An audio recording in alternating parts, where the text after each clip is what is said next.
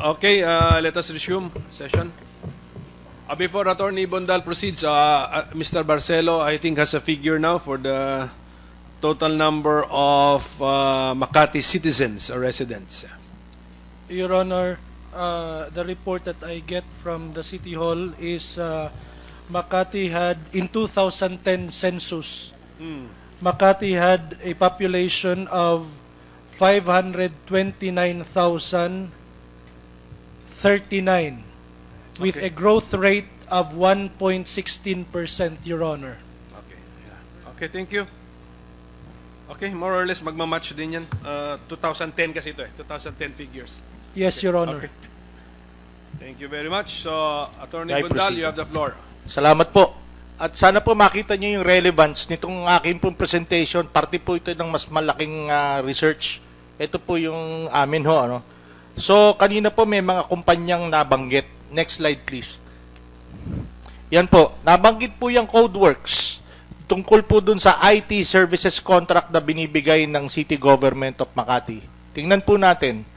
Yan po ay naka-corner ng estimated something like 500 million, gaya ng sinabi ni Ms. Violi. At ang incorporators po niyan, Margaret Lichnok, Lily H. Cristal, Arlene P. Biclar, Ramona P. Yuson, at Mitzi O. Sidillo. Balikan po natin si Margaret Lichnok. Si Margaret Lichnok po ay chairman din po ng Omni, yung pong security agency. Siya po ay Mer-Iras director, yung pong nakakuha ng 1 billion property kasama ng mga chong. Okay, at syempre po, kilala po siya na asawa po ni Mr. Jerry Limlingan. Ngayon po, tingnan po natin yung pangalang Lily Cristal at Mitzi O. Sidillo. Si Lily Cristal po at si Mitzi O. Sidillo ay pareho pong nabanggit dun sa AMLAC report. At sa kasalukuyan po, nakakatakang isipin na nung pinapakita po sa news na yung pera pong nasa joint account ni Vice President Binay at ni Jerry Limlingan at ni Ebeng Baloloy, lumilipad papuntang Canada nung habang tayo po naghihiring noong 2014. Si Lily Cristal po at si Mitzi Sidillo nagpunta rin po ng Canada. In fact, nandun na po sila ngayon. So, well, what a coincidence na yung pera ay papuntang Canada at si Lily Cristal at Mitzi Sidillo. Ngayon, ano po ba ang kanilang importance sa mga transaksyon na yan? Sila pong dalawa ang pinakamalapit na mga associate o mga sekretarya ni Mr. Jerry Limlingan na pinaghahanap po ng Senado hanggang ngayon. So, nandoon po sila. Next slide po. Ito po yung, papakita po natin yung ginawang balita po ni Henry Umaga Diaz ng Channel 2. Pakiran lang po na sandali. Sa 38 pahinang freeze order na may petsang May 11, 2015 na eksklusibong nakuha ng ABS-CBN News. Pinagbigyan ng CA First Division ang petisyon ng Anti-Money Laundering Council para sa freeze order sa 242 bank accounts, investments at insurance policies. Nina Vice President Jejomar Binay, Elenita Binay, Makati Mayor Junjun Binay, Gerardo Limlingan, dating Makati Vice Mayor Ernesto Mercado, Antonio Chu, James Chu, Ann Lorraine Chu, Eduviges Baloloy, Francisco Baloloy, Daniel Certeza Subido, Lily Cristal, Carmelita Palog Galvan, Bernadette Cesar Portoliano, Mitzi Sedillo at... So ayun po, maliwanag po yan na nabanggit po ang mga pangalan ni Miss Lily Cristal at Mitzi Sedillo doon po sa AMLAC report na kung saan na-freeze po ang mga bank accounts ng mga taong yan. Next slide please. Bilyong pisong deposito sa iba't ibang bangko ang na-trace ngayon ng Anti-Money Laundering Council o AMLAC sa sinasabing pangalan ni na Vice President Jejomar Binay at ang umunay mga dami ni Vice President. Pero ang kapansin-pansin dito ay ang mga withdrawal ng umano'y damis ng mga Pinay nang mag-umpisa ang Senate investigation sa Makati Parking Building.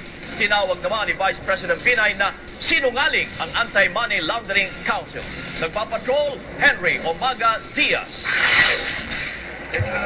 Sa records na sinumite sa Court of Appeals ng Anti-Money Laundering Council o AMLAC, may joint account sina Vice Presidente Jejomar Binay at ang pinag-aanap na si Gerardo Limlingan Jr. Mula sa joint accounts na ito, sa isang bangko sa Makati, may mga nai-transfer na pera patungo ng Canada noong 2013 hanggang 2014. Ito po. So maliwanag po, inamin naman po nila na meron po sila mga may pinagbababayaran dun po sa Canada kaya sila nagpadala ng pera. Ngayon, ang susunod po, ito pong power link na nabanggit din po kanina. Tingnan po natin ang mga directors and officers ng power link. Yan po, si Ginang Irene Lopez. Sino po yan?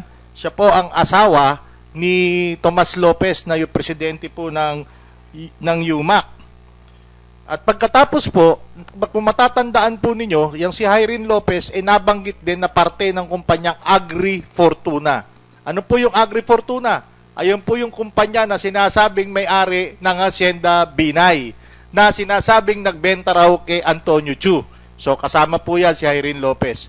Edgardo G. Lacson.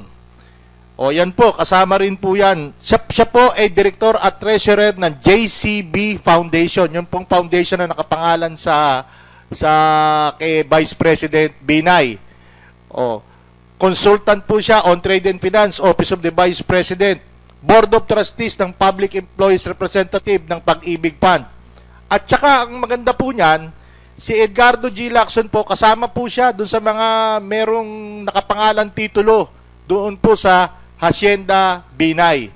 Powerlink, andyan din po si Gerardo C. Limlingan. Alam naman po natin na financial advisor of Binay, a very dear friend of Binay, president ng JCB Foundation. Kasama rin po siya sa Mer Iras. Yun pong nagmamay-ari ng 1 billion property sa Comembo. Incorporator po siya na Regina Capital. Husband ni Margaret Lichnock, listed as University of Makati's Business Sector Representative. Kaya po, sila-sila na naman po yan. At kung titingnan po natin, gaya ng sinabi ni Miss Bioli kanina, yung dalawang yung pong Codeworks at Powerlink ang kumorner ng almost 80% ng IT services contract ng Makati. Okay. Next slide please. Ito pong corporate solutions. Ano po ba to? Ito po ay nagsusupply ng janitorial services sa City of Makati. Ito po ay spin-off company ng Omni Security. Ang incorporators po niyan, Gerardo Limlingan, Irene Lopez, Aida F. Alcantara, Bernadette S. Portaliano. Ito po ang kanilang mga biodata. Excuse me, Atty. Bondal, ginamit mo yung word na spin-off. Anong ibig mong sabihin? Well, kasi hindi to subsidiary. Ay, hindi po. Hindi. So anong ibig mong sabihin? Dati po kasi ang Omni, both security at saka janitorial. Ngayon, sa pagkakaalam ko po, nagkaroon ng policy ang PADPAO na kung security ka, dapat security agency ka lang at wala ka na dapat ibang services. So, napilitan po silang mag-spin-off kasi dati ang Omni, both security and janitorial. Yung product ng spin-off na yon, yan pong corporate solutions. At meron na pong testimony rito na dating presidente ng Omni, na si Lito Orellasa, na sinasabing dami lang siya ni Vice President Binay dun sa Omni. Sa klaro na hindi sa subsidiary, ha? Hindi po. Okay, thank you. Okay. O, yan po yung ano. How are they all connected po? Tingnan po natin yung mga connections na binigay po namin. O, yan po. JCB Foundation, makikita po natin ang mga pangalan. Jejomar Binay, Ebeng Baloloy, si Vice Mayor Ernesto Mercado, si Lito Ansures, Tomas Lopez, Gerardo Limlingan. Next slide, please. Yung Agri Fortuna po, yung pinalabas na may-ari nung Hacienda Binay. Tingnan nyo po ang mga pangalang nandiyan dyan. Paulit-ulit lang po yung lalabas doon sa iba-ibang kumpanya na ngayon nang ginagatasan ang kaban ng bayan ng Makati po. Next slide, please. O, ayan po. Nakita na naman po natin yan. Ayan po yung tinulad sa Chew Garden. Yan po yung Hacienda Binay. Next slide, please. Omni Security, ngayon po. Directors niyan, Margaret Lichnock, Chairman, asawa ni Jerry Limlingan. Secretary, Bernadette Portaliano, kasama po dun sa Agri Fortuna. Irene Lopez, Aida Alcantara. Next slide, please. Corporate Solutions, janitorial po, ayan na naman po ang mga pangalan nila, nagpaikot-ikot lang. Yung isa minsan magiging chairman at yung isa treasurer sa isang kumpanya. Susunod na kumpanya, yun naman ang isang presidente. Yung chairman dito magiging treasurer. Paikot-ikot lang po ng papilya mga yan eh. Next slide please. Codeworks, ayan po yung nabanggit kanina na IT. Makikita po natin, ayan po si Margaret Lichnok, si Lily Cristal, Mitzi Sedillo. Makikita po natin na kontroladong-kontrolado nila. Bakit? Ang chairman, si Lichnok. Yung treasurer, yung may hawak ko ng pondo, Mitzi Sedillo. Yun po, assistant ni Jerry Limlingan. Next slide, please. Powerlink. Ayan po ulit. Irene Lopez, Gerardo Limlingan, Edgardo Lacson. Next slide, please. Mer Iras. Makikita po natin. Ito po yung pinagsamahan ni Margaret Lichnok, Gerardo Limlingan, at saka ang mga Chong na hinahanap din po at nawawala po. Next slide please. O, Cups and Mugs, Kim Tun Chong. Yan po ang nagsusupply ng cake dati sa Makati. Kasi ngayon po, Goldilocks na po eh. Next slide please. O, Millennium Food Chain. Nabanggit din po ito sa AMLAC report na nagsusupply daw ng cake. Pag titingnan po natin, Kim Tun Chong, Marlene Binay, Maria Lourdes Binay, Erlinda Chong, Angelico Salud. Directors, nandiyan dyan po yung tatlong anak ni Vice President Binay na papaano nakapaghanap buhay sa lungsod ng Makati habang ang nakaupong mayor ay yung kanilang ama. Next slide please. Ito na po yung pinagsama-sama naming web na parang bahay ng gagamba kung saan kunikonektado na po lahat ng mga tao at korporasyon na nagninegosyo po sa lungsod ng Makati.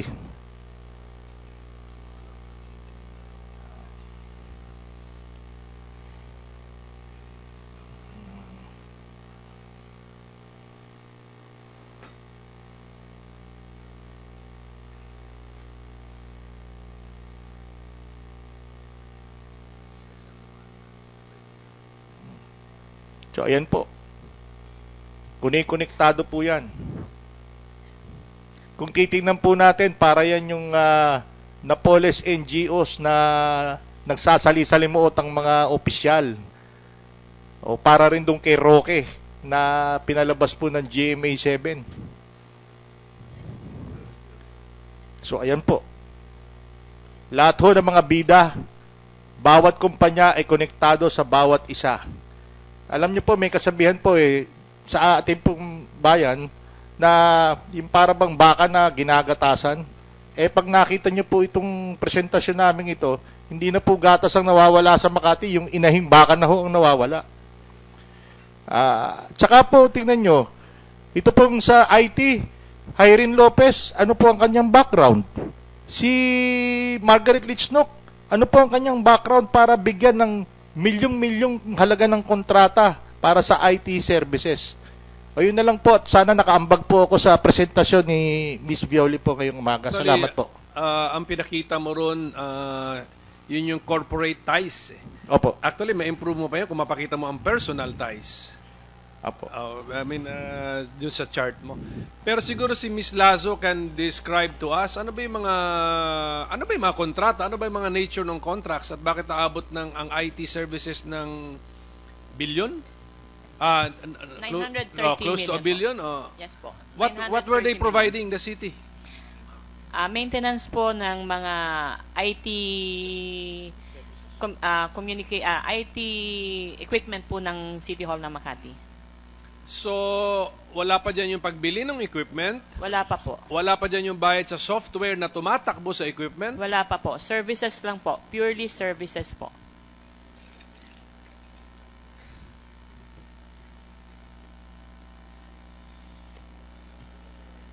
Senator Trillanes. Thank you, Mr. Chairman. Itatanong ko lang, so, Ms.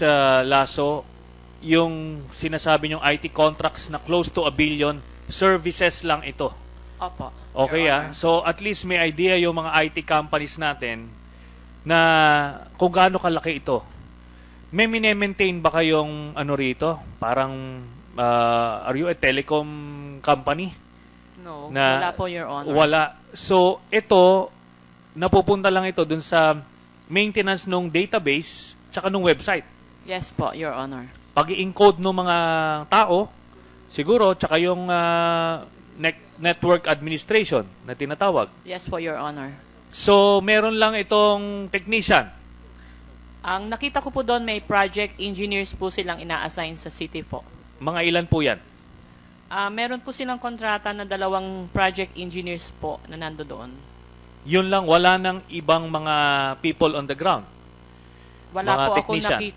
Wala po ako nakita sa proposal nila. So, kung 2 project engineer, kahit bigyan mo ng 50,000 a month, di 100,000, 1.2 million a year yan. Yes, Your Honor po. So, in 10 years, that's only 12 million. Di kumubra sila ng 900 million, at least. 930 million to be exact po. So, kung ilagay na natin sa 80% net profit nitong kumpanyang mga nakakuha nitong mga kontrata nito, diabot ng 700 million pesos for the IT contract alone. Pwede ho ba natin sabihin yun?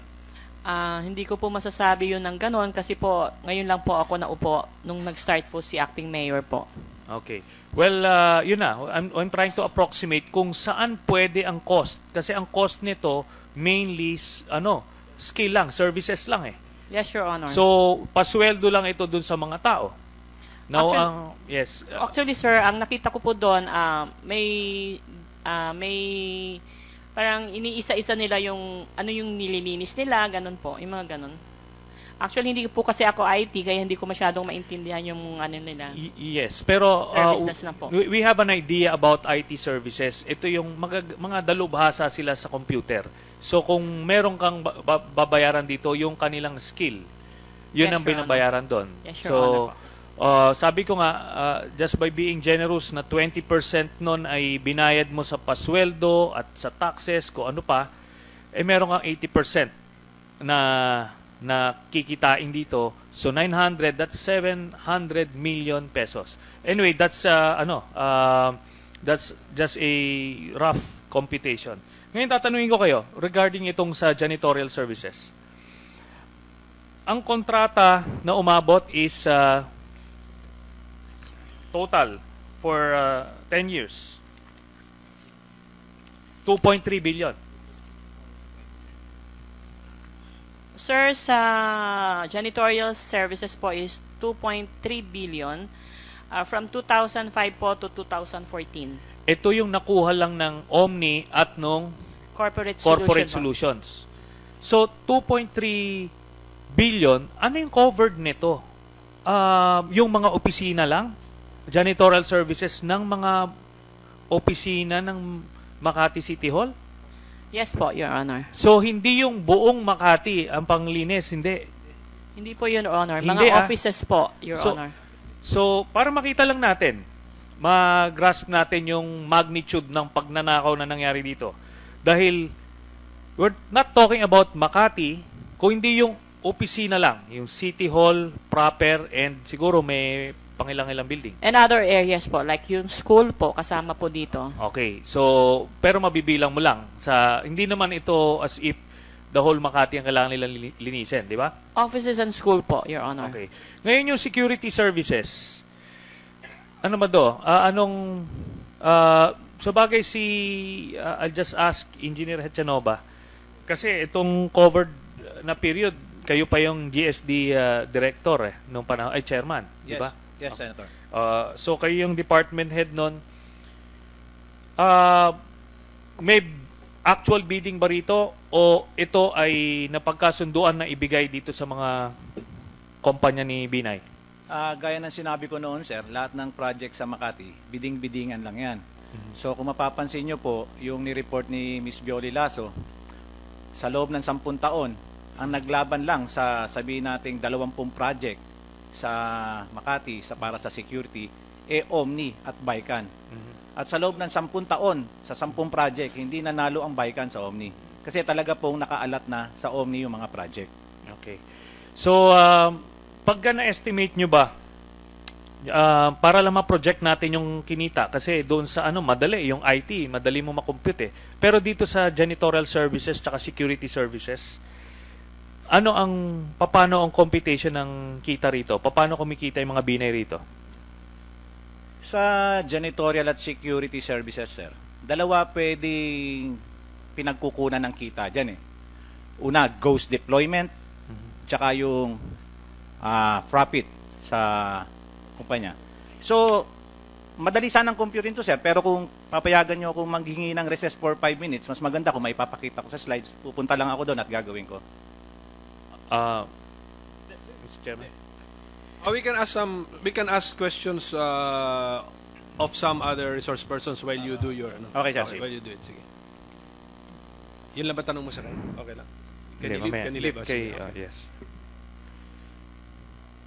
So, in the meantime, ay, sige. Okay. In the meantime, Ms. Lazo, syempre, you gave us a presentation, di ba?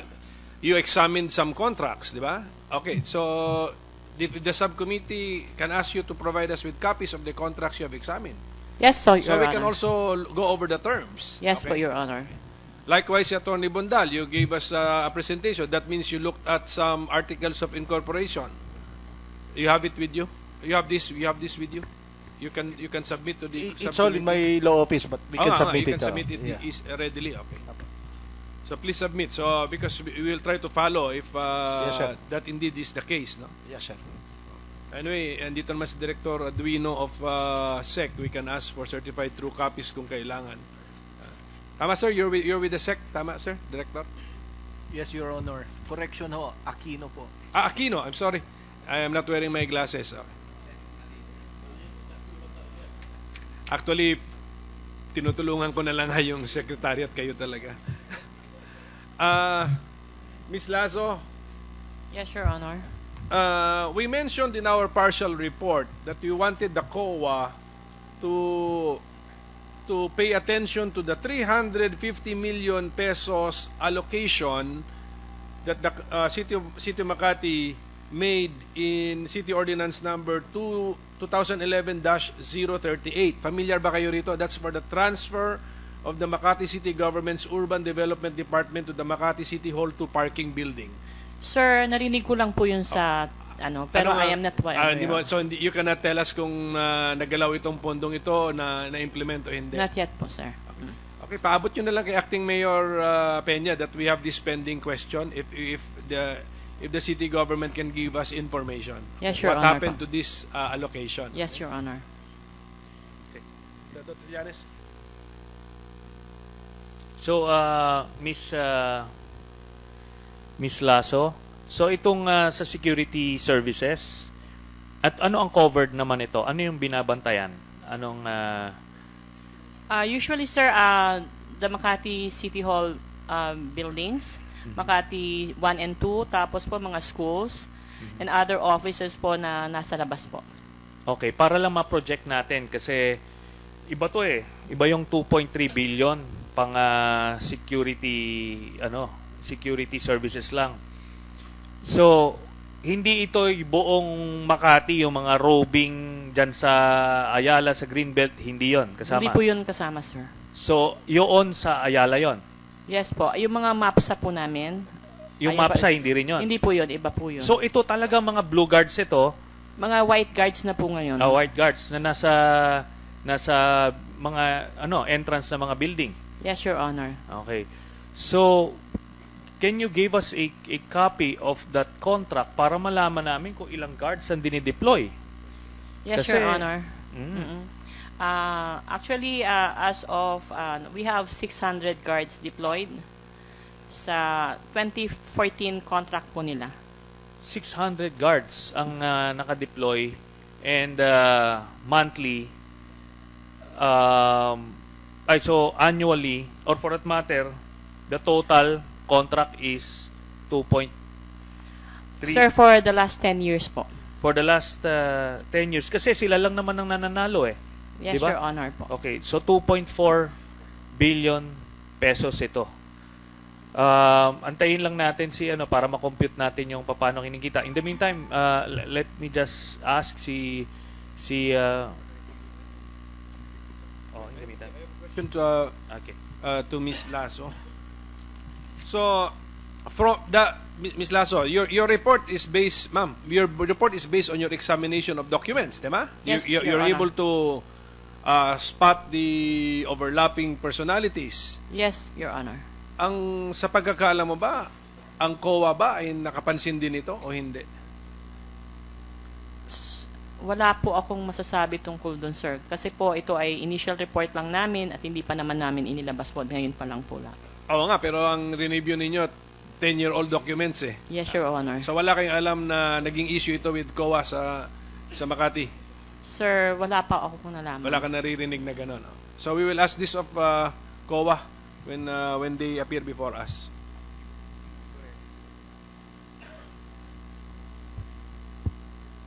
Mr. Aquino, Director Aquino of the SEC, well, we've called you here. You have something to share with the subcommittee? Wala. Your Honor, I was just asked to represent the chairman. Okay.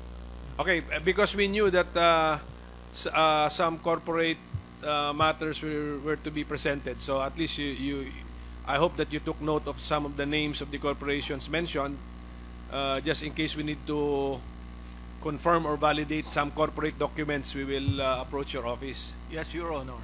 But I have one question, kasi you're the experts in corporate law, no? This is what happened with Miriras, sir. Miriras Realty and Development Corporation. On the day of its incorporation, which was October 9, 1997, so of course their articles would indicate the authorized capital stock, di ba? But on the same day that they were incorporated, they amended the authorized capital stock and raised it from 1 million to 100 million. Is that Your Honor, the method by which they increase the capitalization is rather unusual because based on our experience at the Commission, they will come back to us after a time that they have been operational. So they will increase their capitalization. But what I find here unusual is on the same day of incorporation, Right. immediately they will have to increase their capitalization. So maybe there is a second thought that they felt that the amount is too low, so that immediately they will have to increase the capitalization. so times 100, sir? So from 1 million in the authorized capital stock, they amended it to 100 million. But do you find it also unusual that the subscribers to the increase in the capital stock are not the incorporators? Bantao po. So in effect, di ba parang lumalabas, incorporators, different names would come out as incorporators, but from day one of the life of the corporation, there are now different stockholders. Yeah. So is this common practice? As I have said, Your Honor, this is rather unusual. But then we really don't know what is the reason why all of a sudden they are now amending and having subscribers different from the original incorporators. So we will look into it, Your Honor. At any rate, but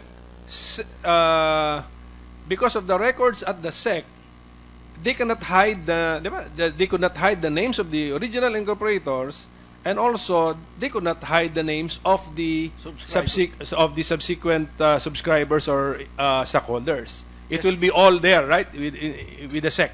Yes, Your Honor. Our records are public documents, Your Honor. So that is what is important, no? Okay. Thank you, Director Aquino.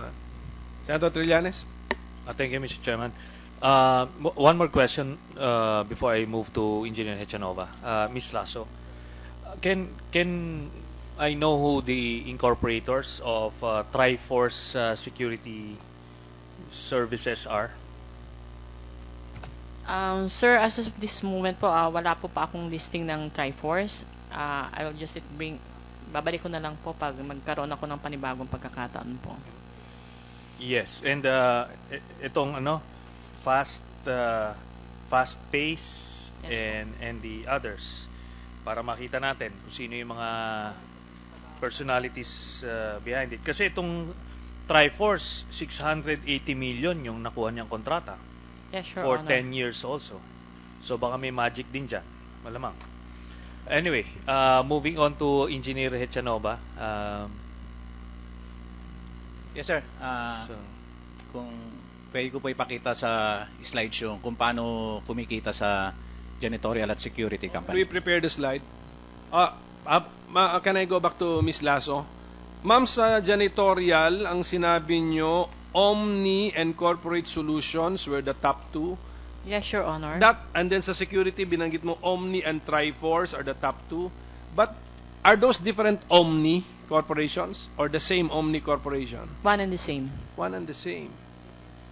Okay. So, okay. Ang nangyari ba, Omni muna for, I'm looking at security, no? Omni. So, hindi.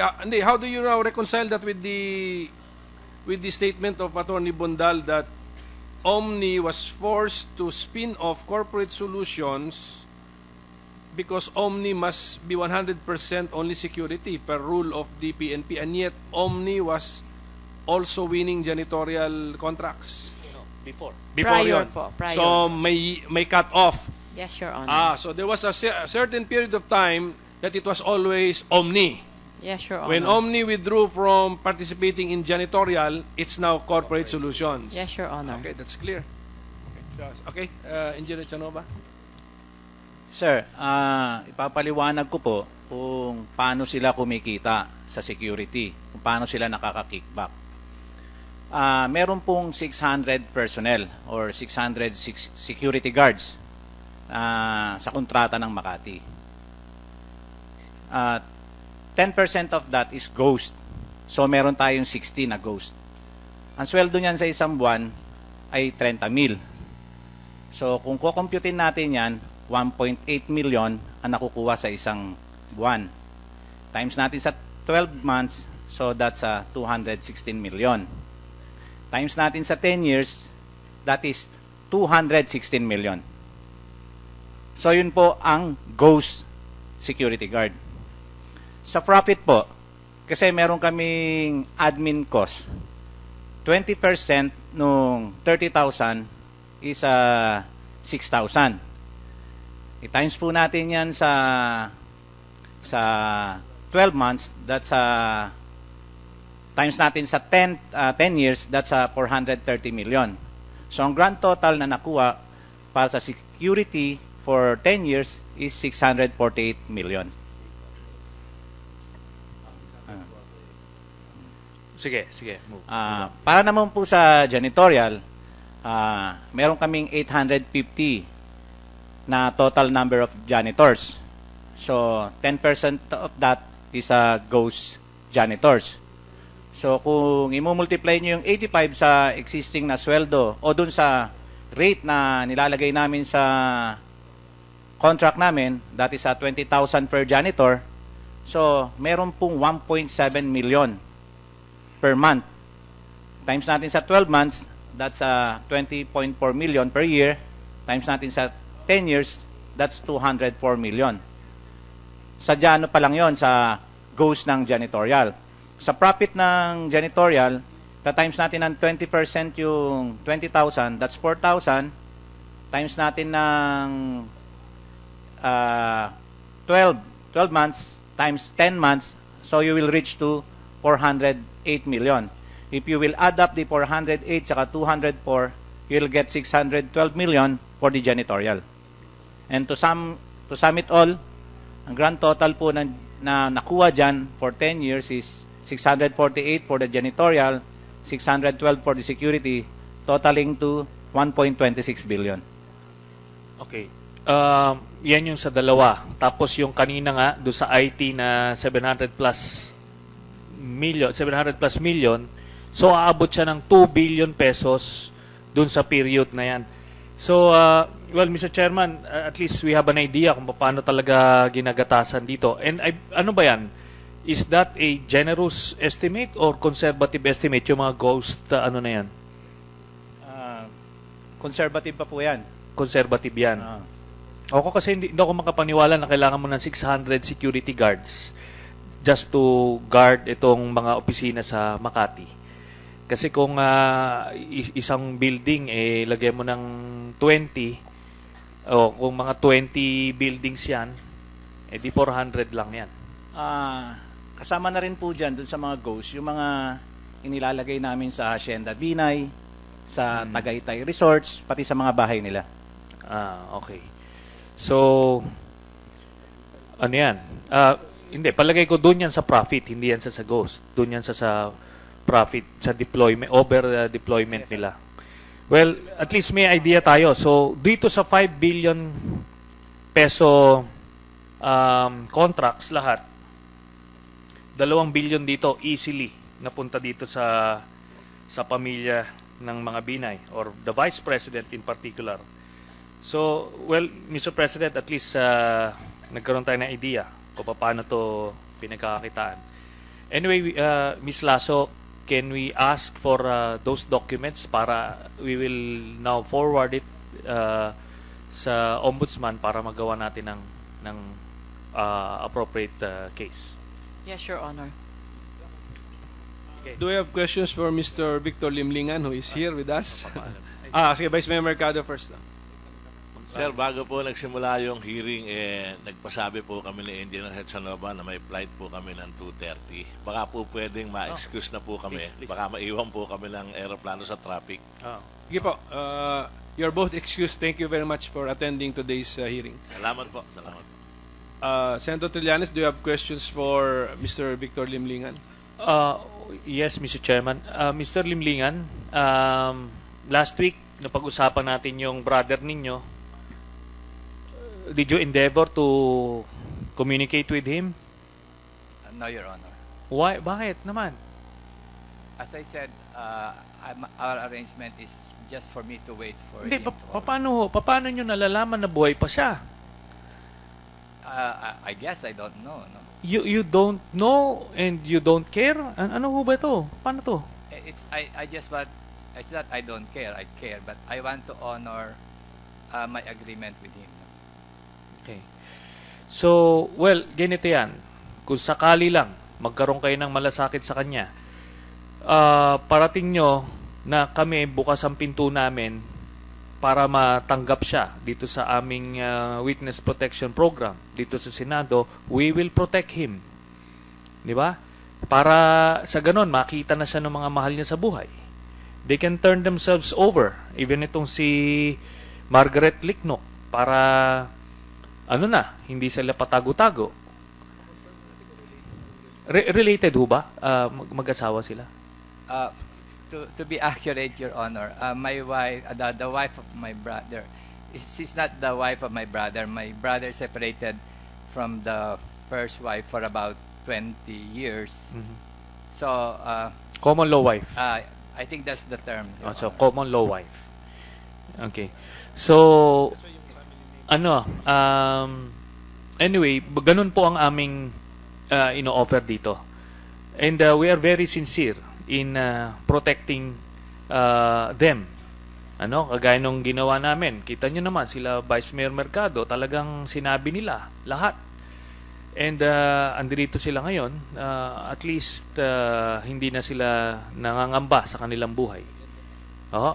Ngayon, let me ask you about you mentioned na wala kayong transactions with Makati and Vice President Binay. Yung brokerage firm ho namin, Regina Capital. Yung brokerage firm ninyo has nothing to do whatsoever with Makati and Vice President Binay. Yes, Your Honor. Okay. Aware ba kayo dun sa TRESDAC? Yung TRESDAC ho is set up by my son to do discounting of receivables. Okay, pero ano ho ba ito? Is it under Regina Capital? It's a separate corporation that was set up by my son and got a license from the Securities and Exchange Commission to do electronic trading of receivables. I want you to study very carefully what your answer is. And again, ulitin ko ho, hindi ho ba under ng Regina Capital yung Tresdac? Hindi ho. In the articles of incorporation ho, if I remember correctly, it was owned by us, no, by the family, no. I think my brother is a director there. I'm not sure. Your brother meaning Jerry Limlingan. Jerry Limlingan. Brother dito sa Tresdac na it's a family-owned business. Ano ho ang tinatransact niya?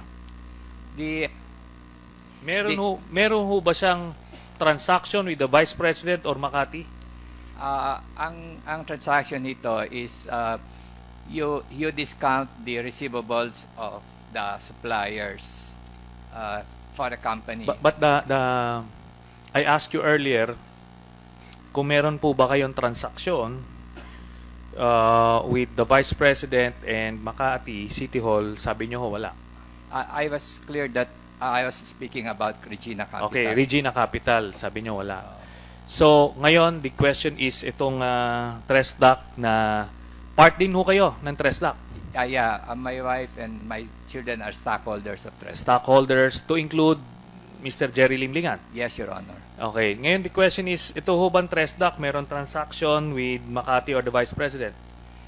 Again, to be accurate ho, what my son buys are the pautang or the receivable of suppliers of Makati. So let's say somebody owes, the city government owes Makati for some supplies, and then they would discount that receivable to my son. No?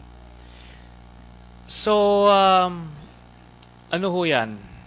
Are you going around that statement? Kasi maliwanag naman ho yun. Kung meron ba kayong itong Tresdac, sabihin nyo ng Tresdac, meron ba kayong transaction with Makati? Yeah, I'm trying to be accurate. No, what we are buying are the receivables of suppliers from the city of Makati and from other companies. Okay, I gave you a chance to tell the truth. Yes, Your Honor. Yun ang sinabi nyo. So, who operates Tresdac? My son, Your Honor. Your son, in what capacity? As an individual or part of Regina Capital? No, he's an officer of Tresdac. He's also an officer of Regina, but for Tresdac, he is actually the head of that.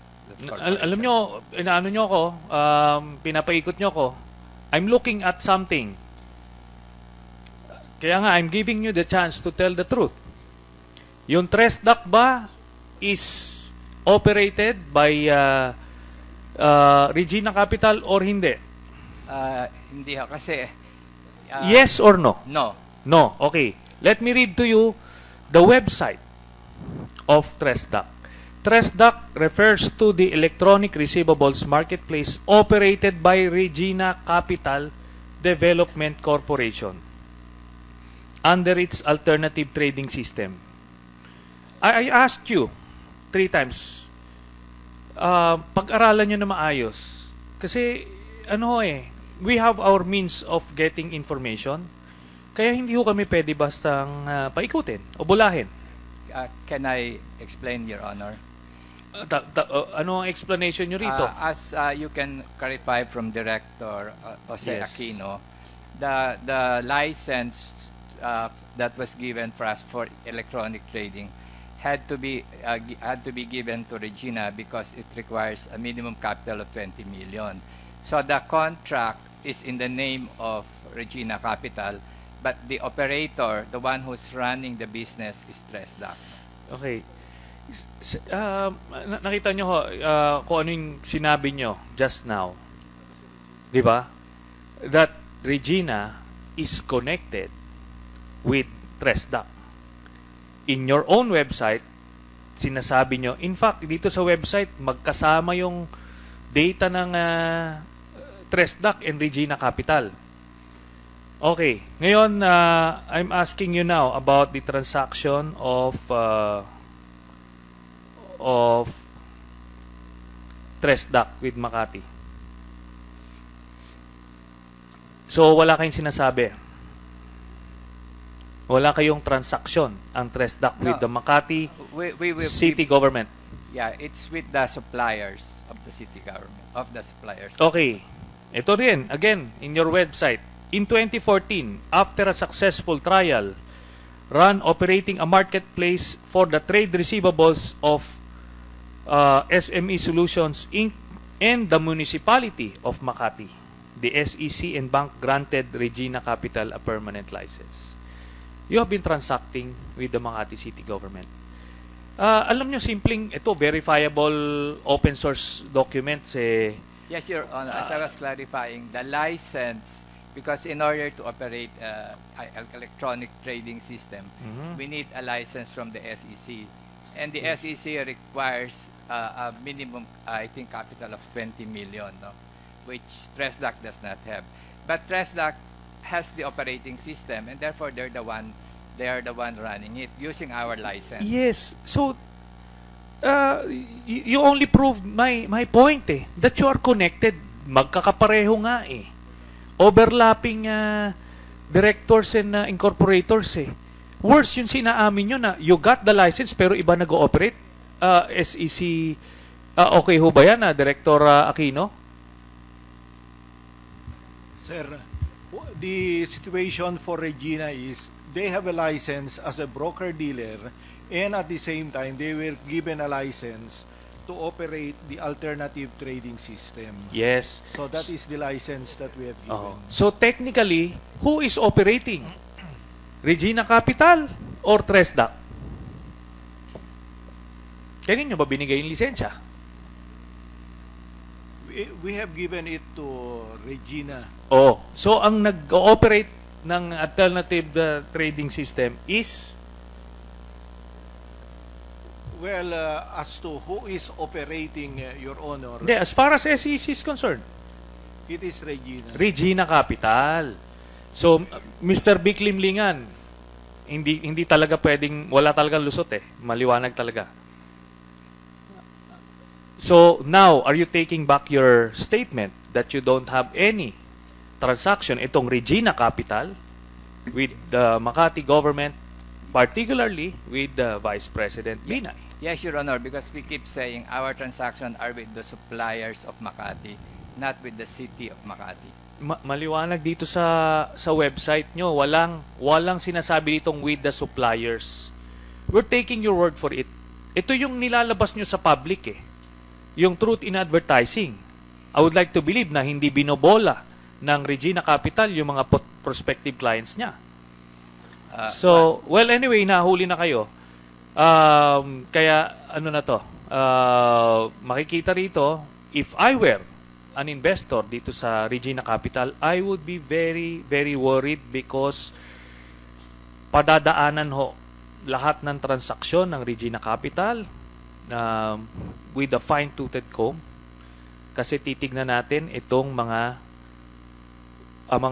paper trail, money trail of the Binay crime syndicate. That's why, Your Honor, my wife was very concerned about our reputation. That's why he appeared, even she was not subpoenaed. Because she actually, if you will notice, we gave you the authorization to review the books of Regina. And we also offered to get the Philippine Stock Exchange to certify. After that meeting, we talked to the Philippine Stock Exchange, and I suggested that the committee will send a formal request to the Philippine Stock Exchange to do the audit and make the report formally to the Blue Ribbon Committee. Well, alam nyo itong ginawa natin na exchange nito, you could have been upfront and candid about the whole thing. Simpleng test lang yon kung magsasabi kayo ng totoo, sumablay na kayo And for us, for the viewing public, the public at large, ang idea namin dyan sa mga brokerage firms, we value trust That is correct, Your Honor. Ito, unang test pa lang, sablay na kayo Well, anyway, basta't ako, sinasabi ko, yung mga investors nyo, I would be very, very worried right now. And I would go somewhere else if I were them. Thank you, Mr. Chairman. For the use by TRESDAC of the license of Regina Capital, is Regina Capital being compensated by TRESDAC? Yes, Your Honor. For the use of the license, Regina is being paid 20% of the gross. So, if I understand the business of TRESDAC, you buy the receivables, then you become the creditor of the City of Makati. Yes, Your Honor. Ganun pa nangyayari, di ba? Yes, Your Honor. And why is there a market for that? Because the City of Makati delays payment to the suppliers? Well, no, Your Honor. In fact, the City of Makati is only one of those whose receivables we discount. We also discount from other private companies, no? The main reason for that is these suppliers are usually small businessmen and they have no access to credit. And therefore, they need a way to get the credit. Sometimes it's very difficult to get financing from the banks because of their size.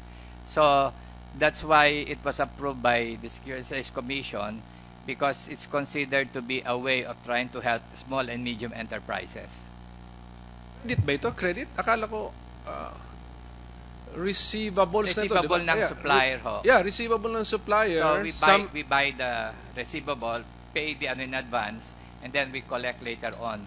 Because the cash inflow they can now use for their business. They can get the cash immediately. Okay. But for the record, TRESDAC is the Makati City is the only LGU whose receivable TRESDAC is dealing in. I'm not sure, Your Honor. Make sure. Can you make sure? Yeah, we want to check. find out. I'll Can you check call it. now? Can we find out? I'll call my son. Please be accurate, sir. Kasi Yes, maganda yan. So the business is you buy receivables from suppliers of private corporations. Yes. And also an LGU. And I want to know if it is only the City of Makati. Yes. Importante po yun. Yes, Your Because of all the cities, why only Makati? So Yes, can you Your give us a truthful answer? In how many minutes, sir? I'll try to call my son. Sige po. In the meantime, I'll ask Director Aquino. Please call right away. Director Aquino, nakikita nyo na pwede itong vehicle for money laundering. Di ba? Yung receivables nila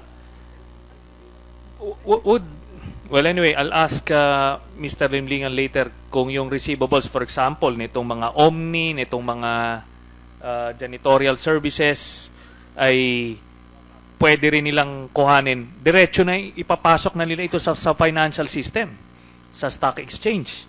So nakita nyo yung vehicle na ito as money laundering, for money laundering. Your Honor, when the Commission approved the proposal of Regina on this alternative trading system, the Commission approved this trading system. We did not see it as that it will be used for money laundering. We were thinking that the representation of Mr. Limlingan and his son before is because the suppliers need fresh capital. Because when they deliver services, for example, they are paid checks. And usually it takes time, let us say, for example, a month or two before they are paid. So they have to convert this receivable into cash so that they need money. Well, I understand. I understand when they made representations to your office, that's how they did it. That's how they presented it. But right now, hearing everything, I want you to revisit. Yes. I want you to closely look into the activities of Regina Capital and TRESDAC at doon nila nakita nyo, receivables diretso, tapos pwede na nilang i-trade, pasok na siya sa financial system. Di ba? Yes, we will do that, Your Honor. So, would it be within your powers to conduct an auditing of of the transactions of TRESDAC. Saan nila nilagay yon? Saang mga stocks yon? Saang mga ano?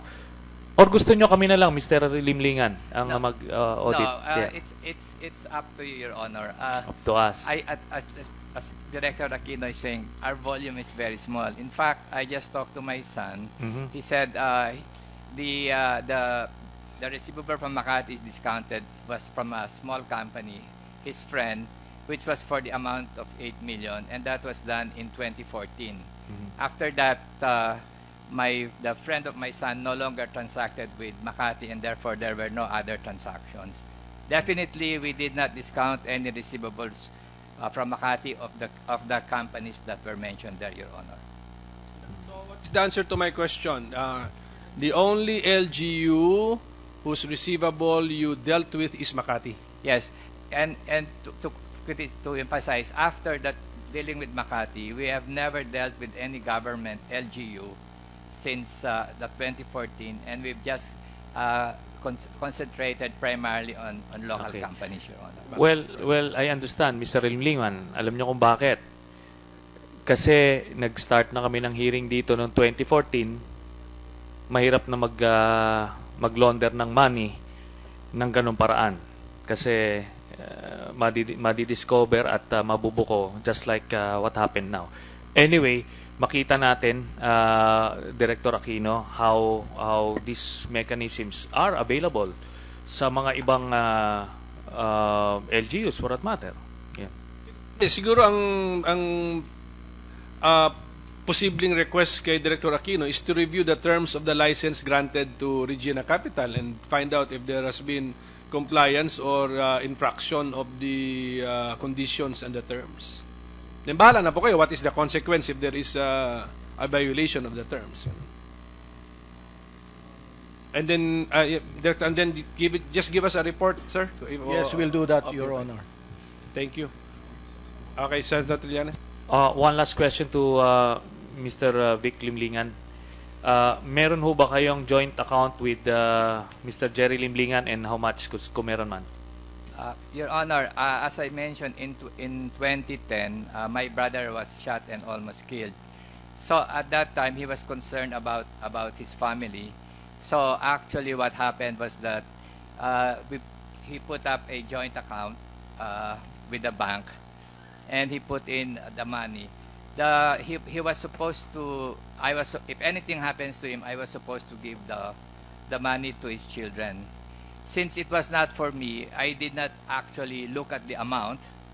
And by 2013, my brother was able to make other alternative arrangement. So these accounts were closed in 2013. So wala kayong estimate? None, Your Honor, because I felt that this is not my money. This is the money for the children. Money for the children. Okay. Well, once we presented the bank accounts as discovered by the Anti-Money Laundering Council, then makikita natin lahat yung mga sinasabi nyo, Mr. Limlingan. That's all, Mr. Chairman. So in the meantime, there being no questions, I think we can suspend. But before we do so, let me congratulate the consultants of Senator Trillanes for a job well done in researching the subject matters of our hearing for today. So our hearing is hereby suspended.